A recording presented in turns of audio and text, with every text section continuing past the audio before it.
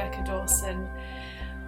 Why is it that we find it so difficult to move forward when we don't know which direction we are going in? This is a really interesting question for all of us at this time, because we do feel as if decks have been cleared. We do feel as if there has been some deconstruction. Many of us have been through a shedding of identity, letting go of things that we no longer require for our own greatness. But there's still a sense of stagnation around us at this time.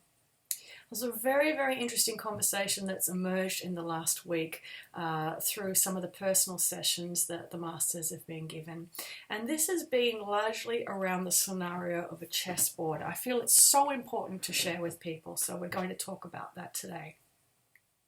The way that it was explained in these personal sessions is that there is an underlying belief within our human existence that life is like this game board, this chessboard. Now there's two main assumptions to this. The first assumption I want to talk about is that we're either playing for one side or playing for the other side. So there's either light or dark. You're either for the light or for the dark. And of course this is very much imbued in all of our sense of duality in this world. Now, when you are playing for a team, there's a couple of different things that happen here. You've got to really stay very loyal to your team, which means that in no way can you start to delve into what it's like for the other team. You need to be fighting against something or fighting for something. And likewise, it's very, very difficult to go out on your own. You always need to keep in mind what's happening for the collective.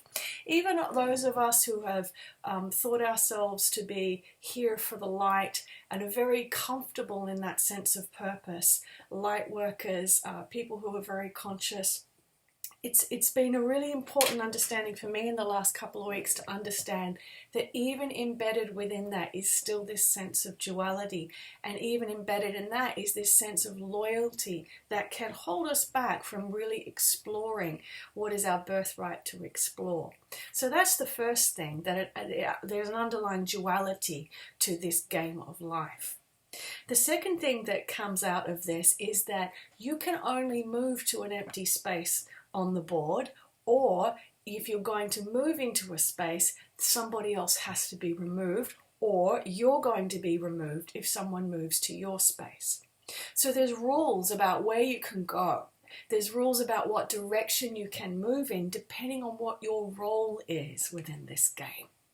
Whether you're a queen or a pawn or a knight or a castle, it will determine where your pathways can go in life or where you can go across this board.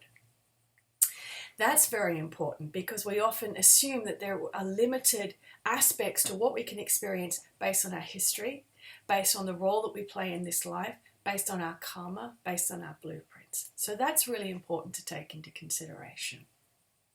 Another thing that's really important about this view of the chessboard is that there's a very, very strong underlying belief that no two pieces can occupy the same square. Now this is imbued in everything in what we believe, even down to science, that two atoms can't occupy the same space.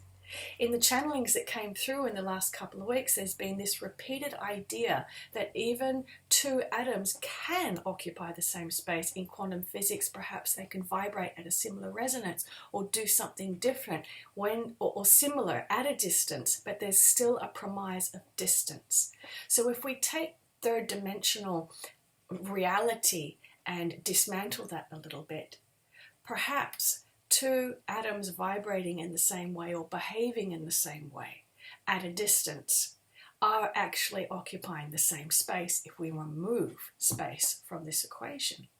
So on this chessboard, is it possible that two elements, two atoms, two beings, two aspects of consciousness can occupy the same space?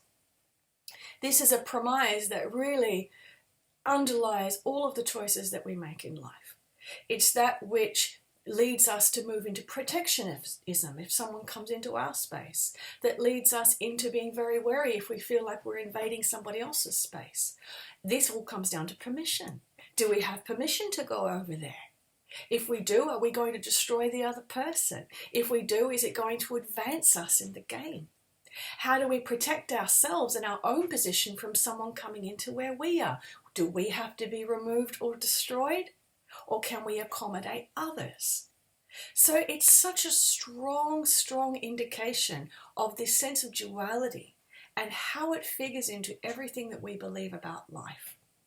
So my invitation to you as you're listening to this is to start to consider what would happen if you had the boldness to be able to break those rules.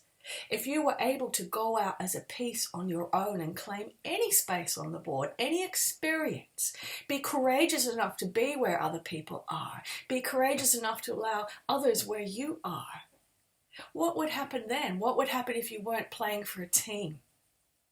How would this change your life? How would it allow you to embrace opportunities and begin to experience things that weren't on offer to you before because of the role that you were playing or because of a sense of loyalty that you have to what you believe your team is or your purpose is? How is it possible if you're going to move onto any square on the board that perhaps even you could move outside of this game? So that's what I would like you to be able to consider and perhaps imagine on this day. How the rules of the game dictate what you believe is possible or not possible for your life. And perhaps question whether or not you think these rules are valid for you anymore. Do they keep you safe? Do they help your team to win? Or do they limit your individuality and your representation of consciousness on the planet at this time? Thanks for listening, and I hope this is igniting a few things for you.